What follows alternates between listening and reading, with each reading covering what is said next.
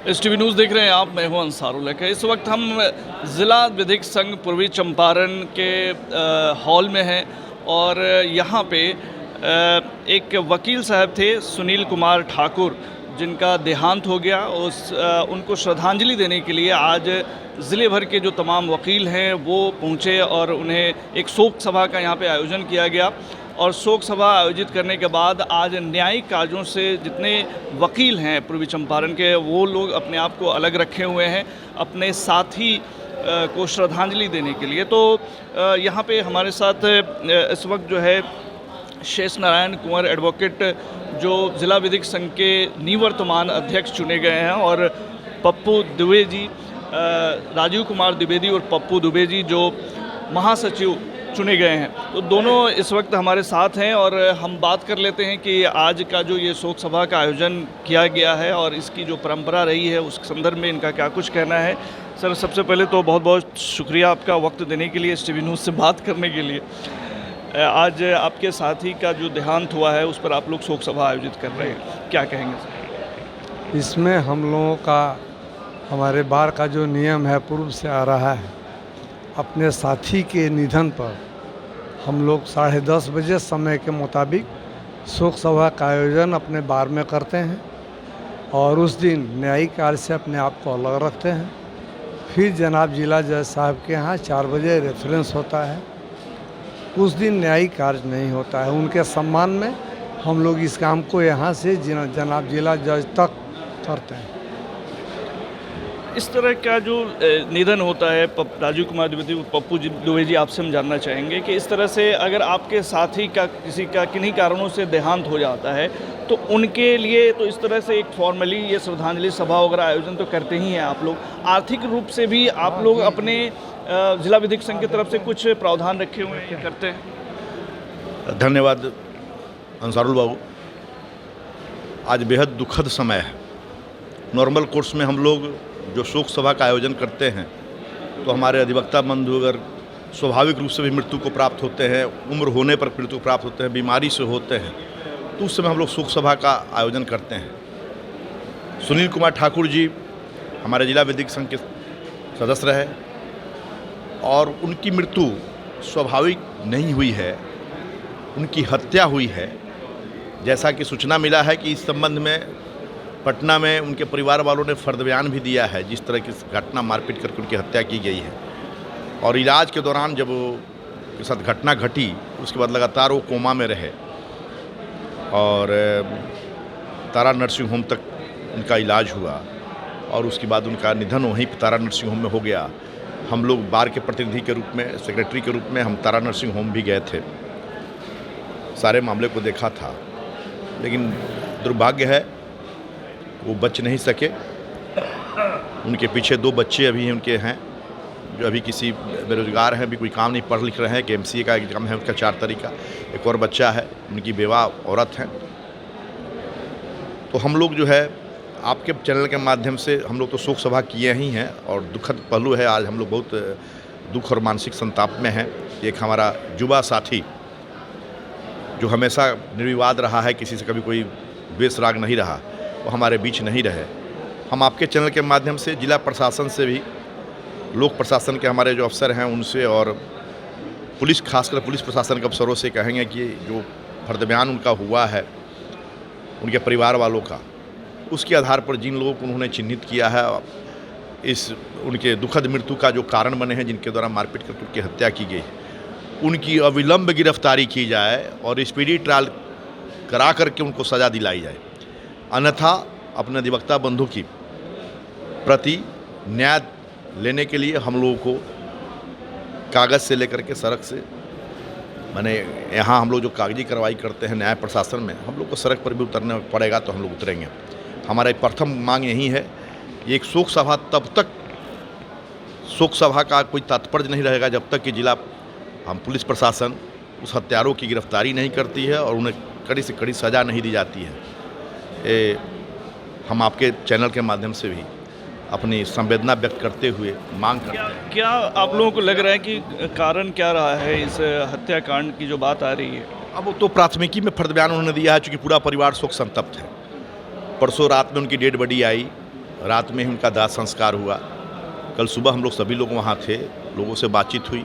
हमारे संघ का एक नियम है कि संघ अपने जो आर्थिक स्रोत, छोटा मोटा जो सीमित संसाधन है, उससे जो उपार्जित स्रोत होता है, जो धन होता है, उसमें से किसी भी अधिवक्ता की मृत्यु पर, स्वाभाविक हो अस्वाभाविक हो, जिस रूप में भी हो, उस मृत्यु के अवसर पर संघ अपने स्तर से अभी तक 3 लाख रुपया एसग्रेसिया अमाउंट, मृत्युपरांत लाभ जिसको कहते हैं, वो देती है। और हम लोग तत्काल जो है मृत्यु के साथ ही, किसी की मृत्यु होती है, डेड बॉडी दाह संस्कार के समय जब आती है, मृत्यु की सूचना मिलने के साथ ही 50,000 रुपया एडवांस तुरंत देते हैं। और बाकी पैसा उनके जो आश्रित हैं, अगर कोई विवाद नहीं है, 2-3 क्लेमर नहीं है, तो उनके आश्रित को तत्काल हम लोग 2.5 लाख रुपया उनको देते हैं। उनका 50,000 रुपया कल दिया जा चुका है और उनकी पत्नी सदमे में है, बाल बच्चे भी हैं। 1-2 दिन में वो लोग संजत हो जाएंगे, तो उनकी पत्नी या बड़े बेटे के नाम से उनका चेक अध्यक्ष जी और हम लोग अपने तस्कर से निर्गत कर देंगे। विवाद का कारण अब तो FIR जो उन्होंने लिखाया है उसमें डिटेल्स दिया होगा, अभी हम लोगों ने देखा नहीं है, लेकिन कल उनके दरवाजे पर पता लगा कि फर्द बयान उनका हुआ है। अब क्या क्या उसमें लगा हुआ है वो लोग डिटेल बताएंगे, चूँकि हम लोगों ने घटना को अपनी आंखों से नहीं देखा है। जो सूचना हम लोग को मिली है उसके आधार पर आपको हम लोग सूचना दे रहे हैं और न्याय प्रशासन और पुलिस प्रशासन से अपने युवा साथी की ये दुखद मृत्यु के लिए न्याय की मांग कर रहे हैं। शेषनारायण कुंवर जी, आप हमके ये बताएं कि जितने वकील जैसे श्रद्धांजलि के या उनके जो परिवार वालों को सपोर्ट के तौर पे 3 लाख रुपए जिला विधिक संघ की तरफ से दी जाने की बात हो रही, तो इसमें क्या कुछ कैटेगरीज भी हैं कि किस तरह के वकीलों को कितना पैसा दिया जाता है, या सबके लिए एक तरह की व्यवस्था है? सबके लिए एक तरह की व्यवस्था है। 3 लाख रुपये ही दिए जाते हैं मृत्युपरांत, लेकिन उसमें उन लोगों को ही दिया जाता है जो हमारे बार के रेगुलर मेंबर हैं और हमारे साथ हमेशा रहते हैं। साथ मतलब कि बार के नियम के साथ। जो हमारे बार के मेंबर नहीं हैं, जिन्हें पूर्व की कमेटी ने जो भी हो, जो हमारे रेगुलर मेंबर हैं, उनको हम लोग 3 लाख रुपया देते हैं। पहले कम था, धीरे धीरे बढ़ते बढ़ते 3 लाख रुपया हो गया। ये जो आप लोग पैसा खर्च करते हैं, ये रेवेन्यू कहाँ से जनरेट होता है? देखिए, मॉडल फॉर्म लागू किया हुआ है हमारे बिहार स्टेट बार काउंसिल ने। उसमें वकील लोग पैरवी पत्रों में एक हाजिरी लगती है, जो बार अपने स्तर से छपवा करके उसकी बिक्री करती है। यही सब छोटे मोटे स्रोत हैं जिनसे हम लोग जो है सो ये काम होता है जी। AWTC, एडवोकेट्स वेलफेयर फंड, जिसका नियम बना हुआ है और हमारा जो बार काउंसिल का मॉडल रूल है उस मुताबिक हम लोग इस काम को करते हैं। पहले से हो रहा है। तो अब तो आप लोग नए प्रतिनिधि के तौर पे नेतृत्व कर रहे हैं पूरे ज़िला विधिक संघ का, तो जो रेवेन्यू का मामला है वो बढ़ाने की भी जिम्मेदारी आप लोगों पर होगी, और जो आप को लोगों ने वोट कास्ट किया है और आपसे जो उम्मीदें लगाए हैं, तो नए अपने जो ये आपको रिस्पॉन्सिबिलिटी मिली है, तो आपने जो कार्य अवधि है उसमें आप लोग क्या करने वाले हैं अपने वकील साथियों के लिए? देखिए, हम लोग काम करने में विश्वास रखते हैं। घोषणा पत्र दे करके और घोषणा पत्र में जो भी हम घोषणा करें उसमें एक भी बात को पूरा नहीं करें, इसमें हमारा विश्वास नहीं है। हम लोग जो भी होगा वो आपके सामने आ जाए, वो भी हम लोग करना होगा। हम लोग बार के लिए प्राण प्रण से, हमने चुनाव जीतने के बाद हमने और अध्यक्ष जी ने बाइट दिया था और मैंने उस समय भी कहा था कि इस बार का जिला विधिक संघ मोतिहारी का मेरे रोम रोम पर ऋण है और मैं अपने रक्त के अंतिम कण तक अपने साथियों के साथ उनके मान सम्मान के लिए खड़ा रहूँगा। उनके हित के लिए जो कुछ भी बन पड़ेगा कानूनी रूप से, जो विधिक कार्य में होगा, वो करने के लिए हम लोग प्रतिबद्ध हैं और हमारी पूरी टीम अध्यक्ष जी के नेतृत्व में इसको पूरा करेगी। बाकी ऊपर वाला रास्ता दिखाता है। पूर्व में भी हम लोगों ने भी, अभी भी आप लोग जो देख रहे हैं, जितने भी यहाँ रेवेन्यू जनरेट हुए हैं, पूर्व में 2011 से 15 तक मैं यहाँ महासचिव के रूप में था। उसी समय सारे रेवेन्यू जनरेट करने की व्यवस्थाएं की गई थी, जो आज भी आ रही हैं। बहुत सारी बातें हैं जिसको हम लोग ऑनलाइन नहीं कह पाते हैं। एक सर, मेरे जहन में सवाल आ रहा है, वो हम आपसे पूछ लेना मुनासिब समझते हैं। हालांकि अभी तो दूसरे मौजू पे हम लोग बात कर रहे थे। मोतिहारी जो कलेक्ट्रेट या कचहरी का जो परिसर है, वो जब कोई आम आदमी यहाँ पे आता है तो देखता है बड़ा कुव्यवस्थित व्यवस्था है यहाँ की। वकील साहब लोगों को जो बैठने की व्यवस्था है वो ढंग की नहीं है। अगर बारिश का मौसम आ जाए तो पूरी तरह से यहाँ पे सूरत हाल जो है बिल्कुल नर्क की तरह एक तरह से हो जाती है। तो प्राइमरी चीज़ ये है और ये बहुत दिनों से देखा जा रहा है। इसमें बदलाव के लिए क्या स्ट्रेटजी है आप लोगों की, और ये इस पर क्या करेंगे?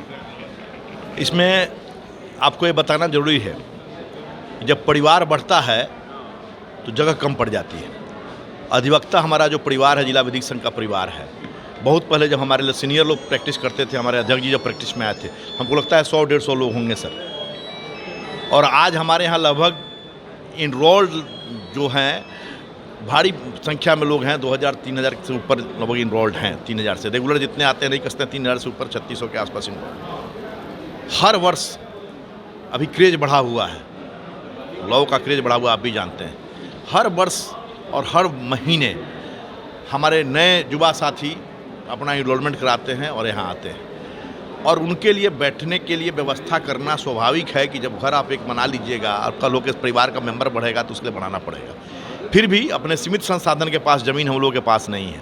सरकार से ज़मीन लेना है, हाई कोर्ट से परमिशन लेकर लेना है, जिला जज साहब के यहाँ से लेकर लेना है। उसको लेकर करके जो सीमित संसाधन है उसी में किसी तरह व्यवस्था किया जा रहा है। बिहार स्टेट बार काउंसिल के पराक्रम से जो पैसे और ज़मीन अलॉट किया गया, उसमें पीछे में आपके पीछे में एक नया बिल्डिंग बन रहा है। हालांकि छोटा है, बहुत बड़ा नहीं है।